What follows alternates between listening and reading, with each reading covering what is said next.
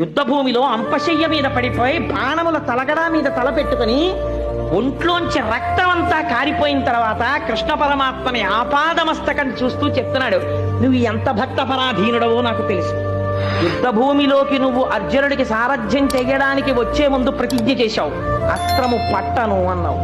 నేను ప్రతిజ్ఞ చేశాను, నీతో పట్టిస్తాను అన్నాను. నువ్వెలా పడతావో నాకు తెలుసు. నేనేం చేశానో తెలుసా? 10వ రోజు యుద్ధంలో అర్జునుడి మీద బాణ పరంపర కురిపించి కొట్టేశాను. అర్జునుడు కొట్టేస్తే నువ్వు తప్పించగలిగినంతసేపు తప్పించి వెనక్కి తిరిగి చూసావు. అసలు అర్జునుడు ఏమైనా యుద్ధం చేస్తున్నాడా అని అనుమానం వచ్చింది.